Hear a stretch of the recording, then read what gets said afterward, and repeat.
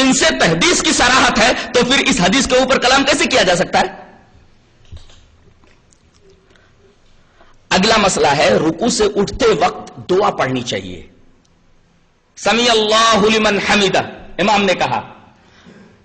مخالف بغیر کچھ پڑھے ہوئے ڈائریکٹ سجدے کے اندر چلا جاتا ہے. اللہ اکبر. ایک بہت بڑی فضیلت سے محروم رہ جاتا ہے ایک دعا نہ پڑھنے کی وجہ سے. اور دوسرے اعتدال فوت ہو جاتا ہے ایسے شخص سے جو رکوع سے سیدھا کھڑا ہوا ابھی پوری طرح کھڑا نہیں ہوا تھا کہ سجدے میں چلا گیا.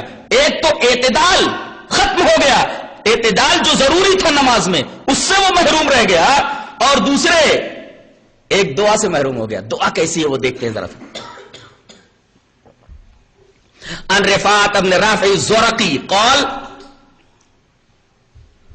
كنا يوما نصلي وراء النبي صلى الله عليه وسلم فلما رفع راسه من الركعه قال سمع الله لمن حمده قال رجل وراءه ربنا ولك الحمد حمدا كثيرا طيبا مباركا فيه فلما انصرف قال من المتكلم قال انا قال رأيت بضعة وثلاثين ملكا يقتدرون ايهم يكتبها اول رواه البخاری في کتاب الصلاة. حضرت امام بخاری حدیث پاک کو ایسے کتاب الصلاة کے اندر لائے. راوی حضرت رفاع ابن رافع الزرقی ہیں. حضرت رفاع ابن رافع الزرقی فرماتے ہیں کہ ایک دفعہ ہم نبی کریم صلی اللہ علیہ وسلم کے پیچھے نماز پڑھ رہے تھے. آپ نے جب رکوع سے سر اٹھایا تو کہا سمیع اللہ لمن حمدہ. پیچھے ایک آدمی تھا. قال رجل وراءہ, ایک آدمی پیچھے تھا, بولا ربنا ولک الحمد. کیا؟ ربنا ولک الحمد حمدا کثیرا طیبا مبارکا فی. جب نماز ختم ہوئی فلما انصرف, جب آپ نے سلام پھیرا تو پوچھا من المتکلم, یہ بولنے والا کون تھا؟ قال انا, وہ آدمی بولا کہ اللہ کے رسول میں نے یہ کلمات کہے. قال رسول اللہ صلی اللہ علیہ وسلم فرمایا ارے کیسے کلمات تیری زبان سے نکلے ہیں؟ رأیت بضعة وثلاثین ملکا, میں نے دیکھا کہ 30 سے زائد فرشتے سبقت لے جا رہے ہیں کہ کون سب سے پہلے ان کلمات کو لکھتا ہے. گویا کہ یہ بڑے پیارے کلمات ہیں. رکوع کے بعد ان کلمات کو پڑھا جائے. ربنا ولک الحمد حمدا کثیرا طیبا مبارکا فیہ. آدمی سجدے میں گیا, سجدے سے اٹھنے کے بعد ابھی سیدھا بیٹھا نہیں کہ فوراً دوسرے سجدے میں چلا گیا. اللہ تبارک و تعالی نے یہاں اس آدمی سے بھی ایک دعا کی توفیق چھین لی ہے. نبی کریم صلی اللہ علیہ وسلم سے ایک اور دعا ثابت ہے دو سجدوں کے درمیان, جیسے رکوع سے اٹھتے وقت یہ پیاری دعا نبی کریم صلی اللہ علیہ وسلم سے ثابت ہے. دو سجدوں کے درمیان کون سی دعا ہے جس سے اہل حدیث کے علاوہ جو لوگ نماز پڑھتے دوسرے فرقے والے اس دعا سے محروم رہ جاتے ہیں؟ سیدھے پہلے سجدے سے اٹھے نہیں کہ کوے کے چونچ کی طرح دوسرا چونچ بھی مار دیا, دوسرا سجدہ کر لیا اور ایک دعا سے محروم رہ گئے. تو دعا کون سی ہے؟ روایت اس طرح ہے. وعن ابن عباس رضی اللہ تعالی عنہما ان النبی صلی اللہ علیہ وسلم کان یقول بین السجدتین اللہم اغفر لی وارحمنی وعافنی واہدنی وارزقنی. روایت صحیح ہے اور رواہ ابو داؤد فی کتاب الصلاۃ. حضرت امام ابی داؤد اس حدیث پاک کو کتاب الصلاۃ کے اندر لائے ہیں. حضرت ابن عباس فرماتے ہیں کہ رسول اللہ صلی اللہ علیہ وسلم دونوں سجدوں کے درمیان کہا کرتے تھے. یہ کہا کرتے تھے استمرار کے لیے, زندگی بھر آپ نے ہر نماز میں یہ دعا پڑھی ہے دو سجدوں کے درمیان. کیا؟ اللہم اغفر لی وارحمنی وعافنی واہدنی وارزقنی. اسی ترتیب کے ساتھ الفاظ ہیں. مخالف جتنے بھی گروہ ہیں جو اپنے آپ کو مسلمان کہتے ہیں, نماز پڑھتے ہیں, اس دعا سے محروم رہتے ہیں. سجدے سے پہلے سر اٹھاتے ہیں اور فوراً ہی کچھ پڑھے ہوئے اس حدیث اور اس دعا کو پڑھے بغیر فوراً سجدے میں چلے جاتے. کتنی بڑی دعا سے محروم ہو گئے. دعا کا ترجمہ کیا ہے؟ اے اللہ مجھے بخش دے, اللہم اغفر لی وارحمنی, اے اللہ بخش دینے کے ساتھ ساتھ میرے اوپر رحم فرما, وعافنی مجھے معاف کر دے, واہدنی مجھے ہدایت دے کہ میں زندگی بھر صراط مستقیم پر چلتا رہوں, وارزقنی اور مجھے روزی دے, روزی دے ہر چیز کی روزی دے, مجھے اولاد کا رزق دے, رزق حلال عطا فرما. ساری چیزیں اس دعا کے ضمن میں آ گئی. کتنی بڑی دعا سے آدمی محروم ہو جاتا ہے.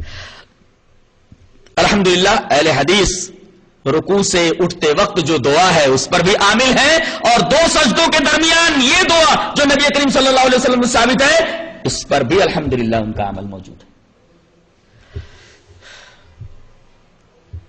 ایک مسئلہ اور رہ گیا، امام جب غیر المغضوب علیہم ولا الضالین کہے تو آمین بولنا کیسا ہے، زور سے کہ دھیرے؟ جہرن کہنا چاہیے کہ سرن؟ اس سلسلے میں پہلی روایت امام بخاری بھی لائے ہیں اور اس کو امام مسلم بھی لائے، روایت اس طرح: وعن ابی ہریرہ رضی اللہ تعالی عنہ ان رسول اللہ صلی اللہ علیہ وسلم قال اذا امن الامام فامنوا فانه من وافق تامينه تامين الملائكه غفر له ما تقدم من ذنبه وقال ابن شهاب كان رسول الله صلی اللہ علیہ وسلم يقول آمین، رواه البخاری فی کتاب الصلاۃ۔ حضرت ابو ہریرہ فرماتے ہیں کہ رسول اللہ صلی اللہ علیہ وسلم نے ارشاد فرمایا جب امام آمین بولے تو تم آمین بولو۔ ظاہر ہے کہ وہ زور سے نہیں بولے گا تو پیچھے والے کیسے جو ہے آمین بولیں گے؟ یہ حدیث خود بتا رہی کہ امام آمین زور سے بولے گا اور پیچھے والے بھی امام کی آمین سن کر کے آمین بولیں گے۔ یہاں صاف ہے اذا امن الامام، جب امام آمین بولے گا تو پیچھے والے آمین بولیں گے، جس سے پتہ یہ چلا کہ امام جہرن آمین کہے گا۔ لیکن ایک قوم ہے کہ اگر کوئی آمین زور سے بول دے تو لڑنے مرنے پر آمادہ ہو جاتے ہیں۔ بعض جگہ پر تو آمین زور سے کہنے والوں کی کافی تذلیل کی گئی، اور تذلیل ہی نہیں بلکہ بری طریقے سے پٹائی بھی کی گئی، اور زور سے آمین بولنے والوں سے مسجد بھی صاف کرا لی گئی۔ یعنی زور سے آمین بولنا مسجد کو ناپاک کرنے کے مرادف ہے۔ اللہ اکبر! سنت سے اس قدر حسد، سنت سے اس قدر جلن، سنت سے اس قدر نفرت، سنت سے اس قدر بیزاری۔ حدیث صحیح موجود ہے، مسلم کی بھی بخاری کی بھی، کہ امام آمین زور سے بولتا ہے تو اس کی جہرن آمین سن کر کے پیچھے جہرن آمین ہی کہیں گے۔ اس سلسلے میں میں چاہتا ہوں ایک اور روایت پیش کر دوں جسے امام ابن ماجہ رحمۃ اللہ علیہ کتاب الصلاۃ کے اندر لائے۔ روایت اس طریقے سے: وعن ابن عباس رضی اللہ تعالی عنہما قال قال النبی صلی اللہ علیہ وسلم ما حسدتکم اليہود علی شیء ما حسدتکم علی آمین فاکثروا من قول آمین، رواہ ابن ماجہ فی کتاب الصلاۃ۔ حضرت امام ابن ماجہ اس حدیث پاک کو کتاب الصلاۃ کے اندر لائے ہیں۔ اس روایت کے اوپر ایک ہلکا سا کلام ہے، پہلے وہ کلام صاف کر لیتے ہیں۔ اس روایت کے طریق میں ایک راوی حضرت طلحہ ابن عمر اس روایت میں موجود ہیں۔ طلحہ ابن عمر کے بارے میں یہ کہا جاتا ہے کہ یہ ضعیف ہیں۔ ٹھیک ہے، ضعیف مان لیتے ہیں ان کو، لیکن ان کے ضعیف ہونے سے یہ روایت ضعیف نہیں ہو گئی، بلکہ اس حدیث کے شواہد موجود ہیں۔ یہ شواہد کن سے ہیں؟ حضرت انس سے ہیں، حضرت ابو ہریرہ سے ہیں، اور اسی طریقے سے حضرت عائشہ رضی اللہ تعالیٰ عنہ سے ہیں۔ جب اس حدیث کے شواہد موجود ہیں تو شواہد کی بنا پر یہ حدیث اگر ضعیف بھی ہو طلحہ ابن عمر کی وجہ سے تب بھی قابل استدلال ہے، یہ حدیث صحیح ہے۔ اس کلام کو صاف کرنے کے بعد سمجھ میں بات آئی کہ یہ حدیث صحیح ہے۔ اب ترجمہ دیکھ لیتے ہیں۔ حضرت ابن عباس رضی اللہ تعالیٰ عنہ فرماتے ہیں کہ نبی کریم صلی اللہ علیہ وسلم نے ارشاد فرمایا کہ زور سے آمین بولنے پر یہودیوں کو تم سے اتنا حسد ہوتا ہے کہ اتنا حسد وہ کسی چیز پر نہیں کرتے جتنا تمہارے آمین بولنے پر کرتے ہیں۔ اللہ!